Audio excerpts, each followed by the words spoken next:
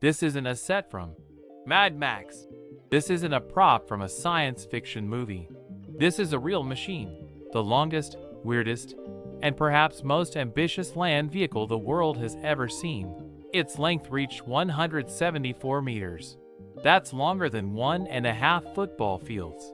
It had 54 driven wheels, and it wasn't built for roads. It was built not to need roads. This is the story of the LeTourneau LCC-1 Overland Train, a giant born in the height of the Cold War, meant to conquer the Arctic, but became a victim of its own time.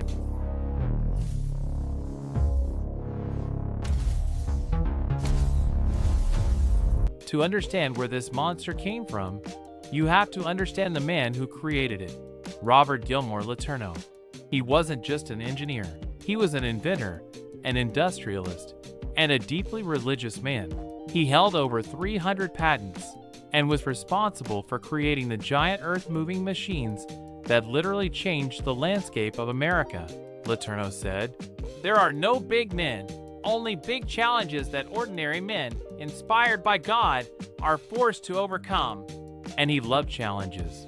In the late 1940s, he became obsessed with an idea that was ahead of its time. He watched trucks and trains get bogged down in mud, sand, and snow. The limitations of mechanical drive, all those complex gearboxes, driveshafts, differentials, were obvious to him. He proposed something radical. Why transfer power mechanically when you can transfer it with wires? LeTourneau's idea, which he called the electric wheel, was brilliant in its simplicity. He took a powerful diesel engine, but connected it not to the wheels, but to a giant electric generator. In essence, he created a mobile power plant. And then, he placed a separate, powerful electric motor in the hub of every single wheel. No complex transmissions. No driveshafts that could break. Just flexible, thick cables. This gave incredible advantages.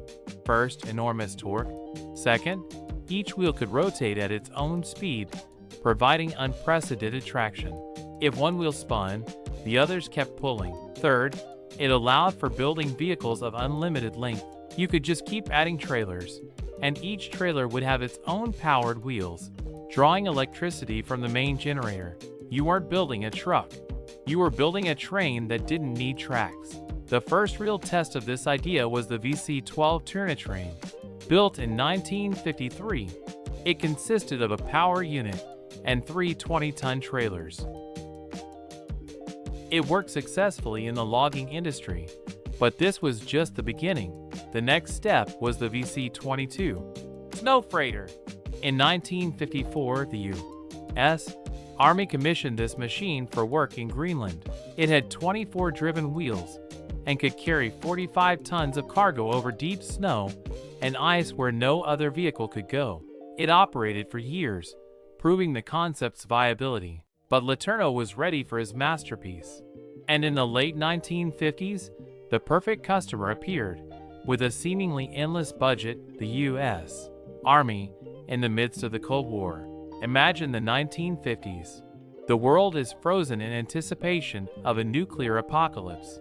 The U.S. and Canada are building the Distant Early Warning Line, DW line, a chain of radar stations across the Arctic Circle to warn of a surprise Soviet bomber attack. These stations were incredibly remote. Delivering thousands of tons of fuel, equipment, and supplies to them was a logistical nightmare. Air transport was expensive. Ships could only get there a few weeks out of the year.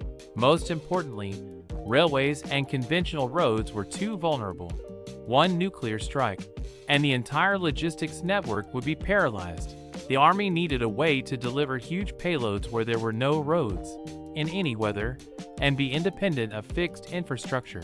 They needed an Overland Train.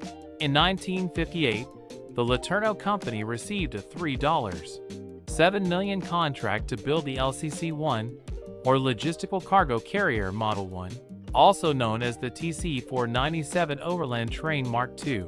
This was the apotheosis of the electric wheel idea. Let's start with the locomotive, or control car. This wasn't just a cab. It was a 6-wheeled, all-wheel drive command center, standing over 9 meters tall. Under the hood, it didn't have a conventional diesel. It had a solar 10 MC gas turbine engine with 1170 horsepower. This was essentially a helicopter engine, adapted for ground use. It spun the giant generators. But the real magic was in the cars. Up to 12 cargo cars could be attached to the power unit, and every one of the 54 wheels on the entire train, from the first to the last, had its own electric motor. This gave the train a total payload capacity of 150 tons, and with additional cars, up to 400 tons. To power all this, the train also had additional diesel generators. It was a true hybrid. This wasn't just a truck. This was a land ship. The crew consisted of 6 people, and they could live on board for weeks. The control car was fully equipped, 6 bunks, a full galley, kitchen, a toilet, laundry facilities, and even its own radar for navigation in zero visibility conditions. Imagine what it was like to drive this beast. You're sitting in a 3-story high cab, taller than most buildings, leading a 170-meter-long steel snake across the Arctic tundra. But how could such a machine even turn? If you've ever tried to back up a single trailer, you know the problem. Now imagine you have 12 of them. LeTourneau solved this too. The train had a complex steering system. When the driver turned the wheel, the signal went not just to the cab's front wheels, but was electrically transmitted to every single car. Each car would turn slightly after the one before it, perfectly following the tractor's path. The entire 170-meter train could navigate a tight S-curve, and the last wheels would pass exactly where the front wheels had. It was engineering magic. In 1962, the train arrived at the U.S. Army's Yuma Proving Ground in Arizona.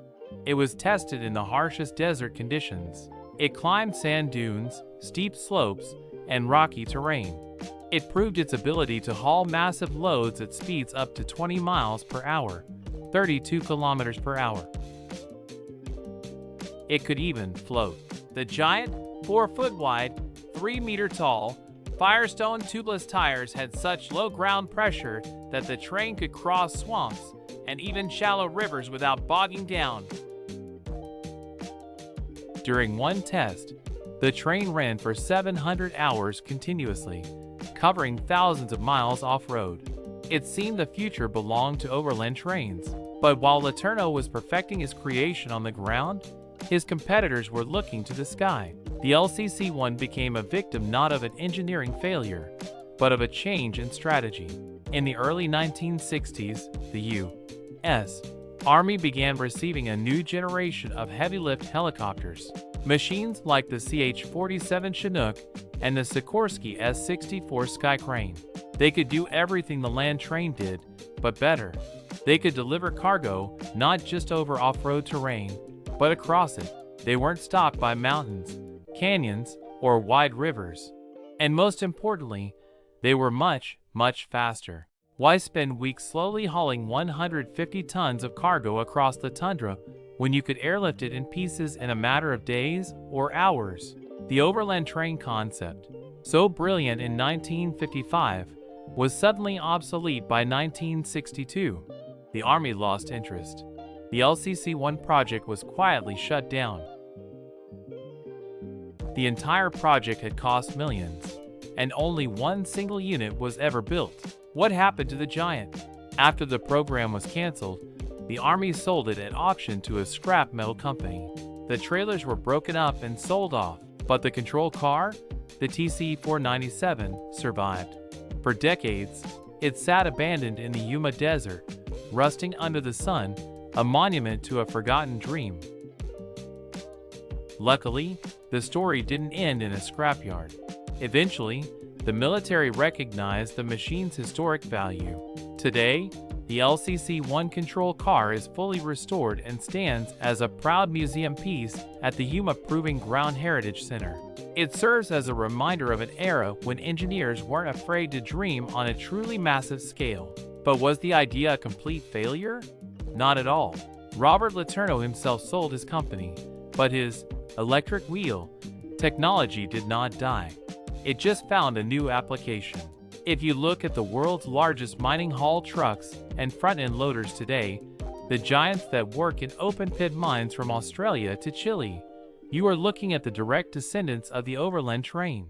Modern titans, like the Komatsu PHL-2350, the world's largest wheel loader, use the exact same diesel-electric motoring wheel system that LeTourneau pioneered over half a century ago. The LeTourneau LCC-1 may not have conquered the Arctic as planned. It was too big, too slow, and too strange for its time. But its spirit, its technological heart, lives on today, moving mountains on an industrial scale. It wasn't just a machine, it was a monument to boundless human ingenuity.